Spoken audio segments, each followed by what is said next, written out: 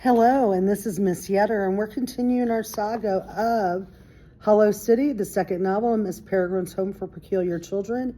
We are on Chapter 9, Part 2. So if you will turn in your books with me to page 255, we shall continue.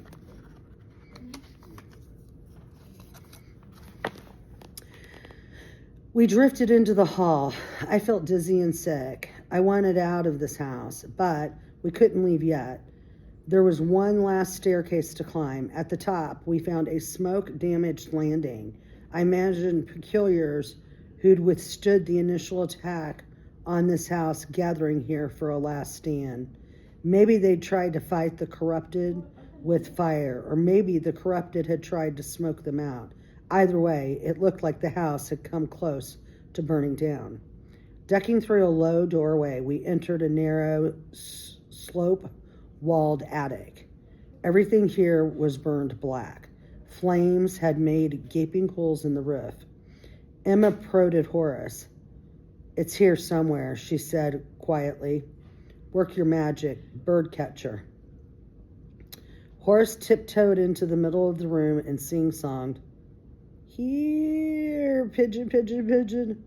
Then, from behind us, we heard a wing beat and a strangled chirp. We turned to see not a pigeon, but a girl in a black dress, half hidden in the shadows. "Is this what you're after?" the girl said, raising one arm into a shaft of sunlight. The pigeon squirmed in her hand, struggling to free itself. "Yes," Emma said. "Thank heaven you caught it."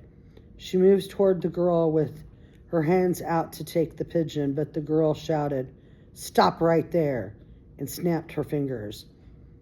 A charred throw rug flew out from beneath Emma and took her feet with it, sending her crashing to the floor.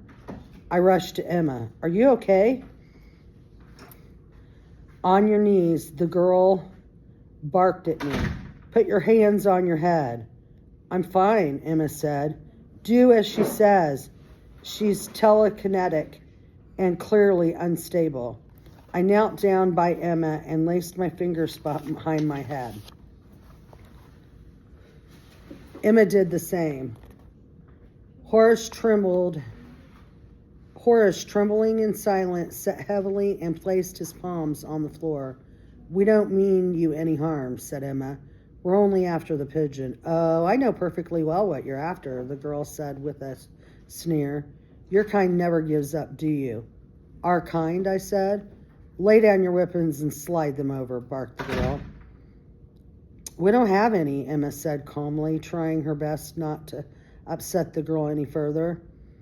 "This will go easier for you if you don't assume I'm stupid," the girl shouted. "You're weak and have no powers of your own, so you rely on guns and things. Now lay them on the floor." Emma turned her head and whispered, "She thinks we're whites." I almost laughed out loud. "We aren't whites. We're peculiar." "You aren't the first blank-eyed to come here pigeon hunting," she said, "nor the first to try impersonating peculiar children, and you wouldn't be the first I've killed neither. Now put your weapons on the floor before I snap this pigeon's neck, and then yours." "But we aren't whites," I insisted. "Look at our pupils if you don't believe us." Your eyes don't mean nothing," the girl said. "False lenses are the oldest trick in the book, and trust me, I know 'em. I know 'em all." The girl took a step toward us into the light, hate smoldering in her eyes. She was tomboyish, except for the dress, with short hair and a muscular jaw. She had the glassy look of someone who hadn't slept in days, who was running now on instinct and adrenaline. Someone in that condition wouldn't be kind to us, nor patient. "We are peculiar, I swear," Emma said. "Watch, I'll show you." She lifted one hand from her head and was about to make a flame when a sudden intuition made me grab her wrist. If there are hollows close by, they'll sense it, I said. I think they can feel us kind of like I feel them, but it's much easier for them when we use our powers. It's like setting off an alarm. But you're using your power, she said, irritated, and she's using hers. Mine is passive, I said. I can't turn it off, so it doesn't leave much of a trail. As for her, maybe they already know she's here. Maybe it's not her they want. How convenient, the girl said to me.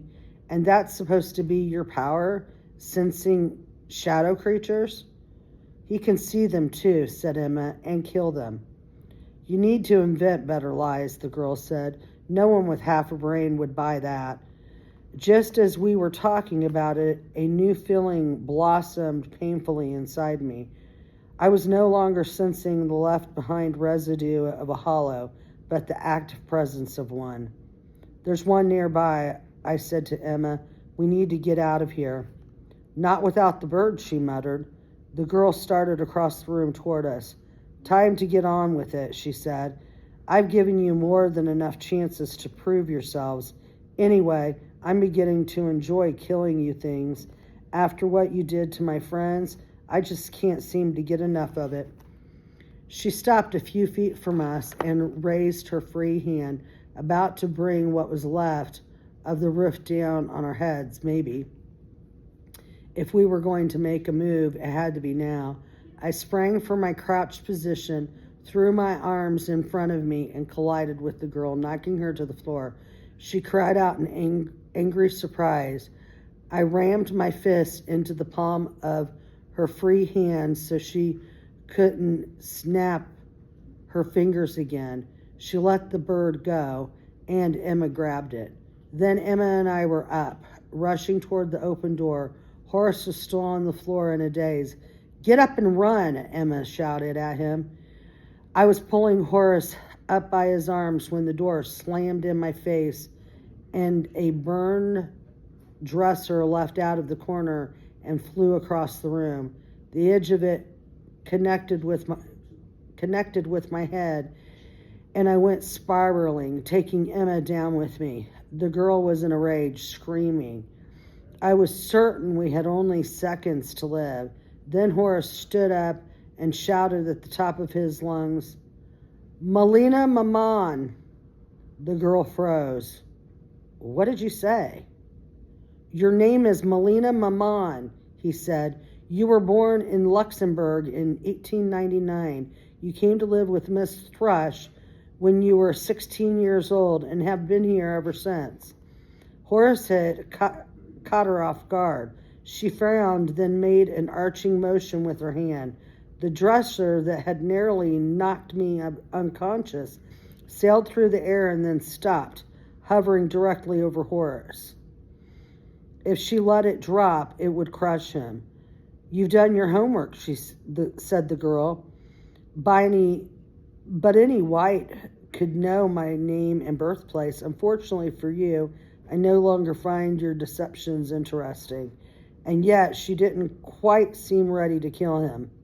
Your father was a bank clerk, Horace said, speaking quickly. Your mother was very beautiful, but smelled strongly of onions, a lifelong condition she could do nothing to cure. The dresser wobbled above Horace. The girl stared at him, her brows knit together, hand in the air. When you were 7, you badly wanted an Arabian horse, Horace continued. Your parents couldn't afford such an extravagant animal, so they bought a donkey instead. You named him Habib, which means beloved, and loved him you did. The girl's mouth fell open. Horace went on. You were 13 when you realized you could manipulate objects using only your mind. You started with small things, paper clips and coins, then larger and larger ones. But you could never pick up Habib with your mind because your ability did not extend to living creatures. When your family moved houses, you thought it had gone away entirely because you couldn't move anything at all anymore. But it was simply that you hadn't gotten to know the new house yet. Once you became familiar with it, mapped it in your mind, you could move objects within its walls. How could you possibly know all this? Melinda said, gapping at him. Because I dreamed about you, said Horace. That's what I can do. My God, said the girl, you are peculiar. And the dresser drifted gently to the floor. I wobbled to my feet, head throbbing where the dresser had hit me. You're bleeding, Emma said, jumping up to inspect my cut. I'm fine, I said, dodging her. The feeling was shifting inside me, and being touched while it was happening made it harder to interrupted its development somehow. Sorry about your head, Melina Manon said. I thought I was the only peculiar left. There's a whole gang of us down your well in the catacomb tunnel, Emma said. Really? Melina's face lit up. Then there's still hope. There was, said Horace, but it just flew out the hole in your roof. What? You mean Winifred? Melina put 2 fingers in her mouth and whistled. A moment later, the pigeon appeared, flying down through the hole to land on her shoulder. Marvelous, said Horace, clapping his hands. How'd you do that? Winnie's my chum, Melina said. Tame as a house cat. I wiped some blood from my forehead with the back of my hand, then chose to ignore the pain. There wasn't time to be hurt. I said to the girl, you mentioned that whites have been here, chasing pigeons.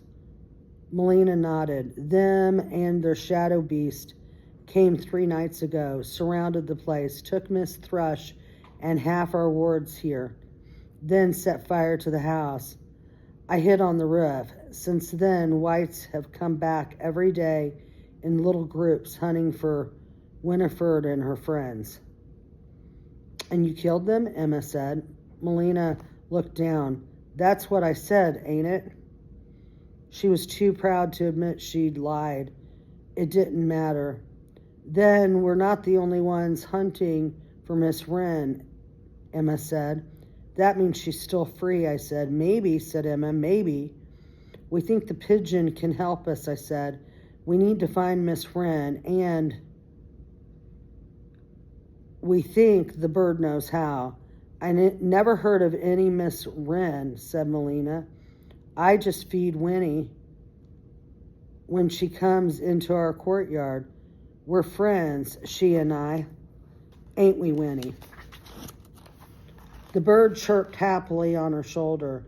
Emma moved close to Melina and addressed the pigeon. Do you know Miss Wren?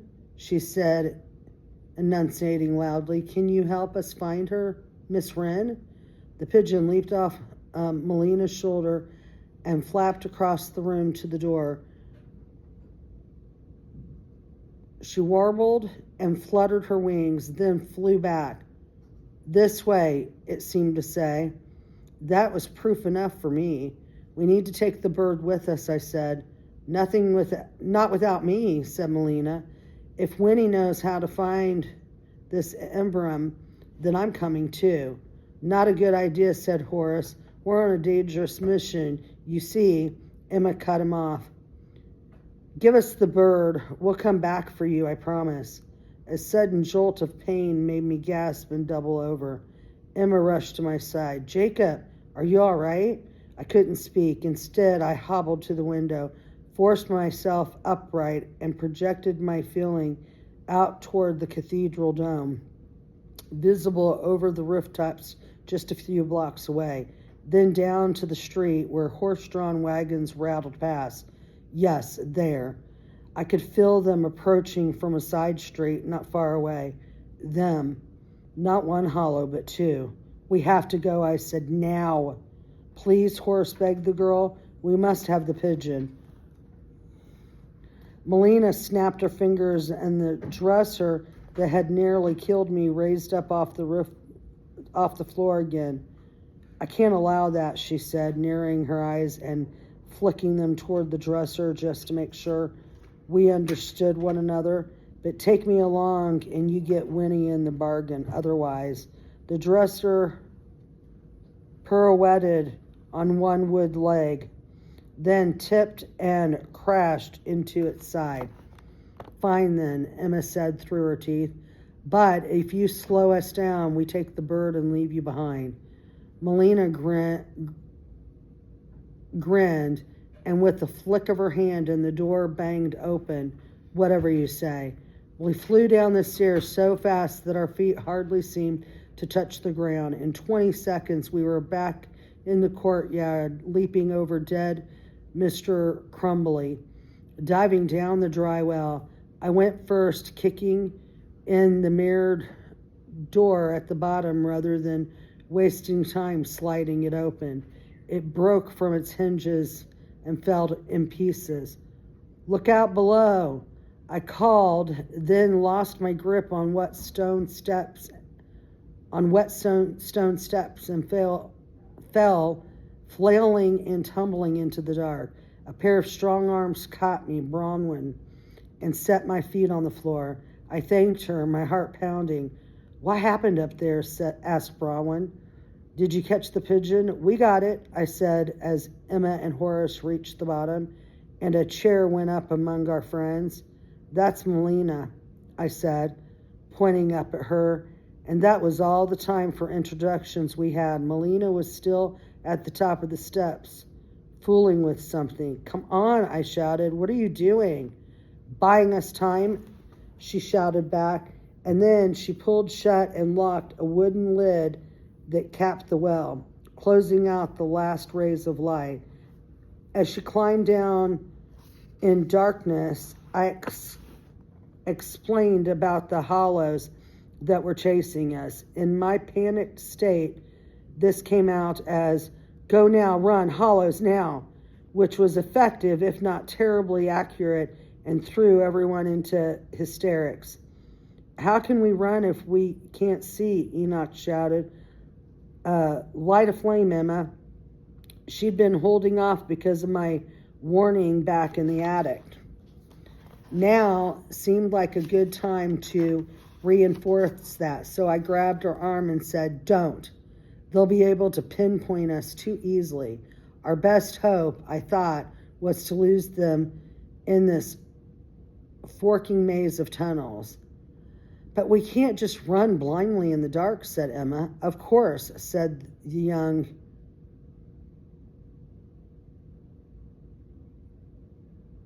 echolocator. We can, said the older. Melinda stumbled toward their voices. Boys, you're alive. It's me. It's Melina. Joel and Peter said, we thought you were dead, every last one of you. Everyone link hands, Melina said. Let the boys lead the way. So I took Melina's hand in the dark and Emma took mine. Then she felt for Bronwyn's and so on until we'd formed a human chain with the blind boys in the lead. Then Emma gave the word and the boys took off at an easy run, plunging us into the black. We forked left, splashed through puddles of standing water. Then from the tunnel behind us came an echoing crash that could only have meant one thing. The hollows had smashed through the well door. They're in, I shouted. I could almost feel them narrowing their bodies, wriggling down into the shaft. Once they made it to level ground and could run, they'd overtake us in no time. We'd only passed one split in the tunnels, not enough to lose them, not nearly enough, which is why what Mildred said next struck me as patiently insane. Stop, everyone stop. The blind boys listened to him. We piled up behind them, tripping and skidding to a halt. What the hell's wrong with you? I shouted. Run! So sorry, Millard said, but this just occurred to me. One of us will have to pass through the loop exit before the echo-collators or the girl do, or they will cross into the present and we into 1940 and will be separated. For them to travel to 1940 with us, one of us has to go first and open the way. You didn't come from the present? Melina said, confused. From 1940, like he said, Emma replied. It's raining bombs out there, though. You might want to stay behind. Nice try, said Melina. You ain't getting rid of me that easy. It's got to be worse than the present. Whites everywhere. That's why I never left Miss Thrush's loop. Emma stepped forward and pulled me with her. Fine, we'll go first. I struck out my free arm, feeling blindly in the dark, but I can't see a thing. The elder echo-collator said, it's just 20 paces ahead there. You can't miss it, said the younger. So we floated ahead, waving our hands in front of us. I kicked something with my foot and stumbled. My left shoulder scraped the wall. Keep it straight, Emma said, pulling me to the right. My stomach lurched. I could feel it. The hollows had made it down the well shaft. Now, even if they couldn't sense us, there was a 50-50 chance they'd choose the right spur of the tunnel and find us anyway. The time for sneaking around was over. We had to run. Screw it, I said. Emma, give me a light. Gladly. She let my hand go and made a flame so large I felt the hair on the right side of my head singe. I saw the transition point right away. It was just ahead of us, marked by a vertical line painted on the tunnel wall. We took off running for it in a mob. The moment we passed it, I felt a pressure in my ears. We were back in 1940. We bolted through the catacombs, Emma's fire casting manic shadows across the walls, the blind boys clicking loudly with their tongues and shouting out left or right. Then we came to splits in the tunnel. We passed the stacks of coffins, the landslide of bones. Finally, we returned to the dead end and the ladder to the crypt. I shoved Horace up ahead of me, then Enoch, and then Olive took off her shoes and floated up. We're taking too long, I shouted. Down the passage, I could feel them coming, could hear their tongues pounding the stone floor, propelling them forward, could picture their jaws beginning to drip black goo in anticipation of a kill. Then I saw them, a blur of dark motion in the distance. I screamed, go, and leapt onto the ladder, the last one to climb it. When I was near the top, Bronwyn reached down with her arm and yanked me up the last few rungs, and then I was in the crypt with everyone else. Groaning loudly, Bronwyn picked up the stone slab that topped Christopher Wren's tomb and dropped it back in place. Not 2 seconds later, something slammed violently against the underside of it, making the heavy slab leap. It wouldn't hold the hollows for long, not 2 of them. They were so close. Alarms blared inside me, my stomach aching like I drunk acid. We dashed up the spiral staircase and into the nave. The cathedral was dark now, the only illumination, a weird orange glow eking through the stained glass windows. I thought for a moment it was the last strains of sunlight, but then, as we dashed toward the exit, I caught a glimpse of the sky through the broken roof. Night had fallen. The bombs were falling still, thudding like an irregular heartbeat. We ran outside.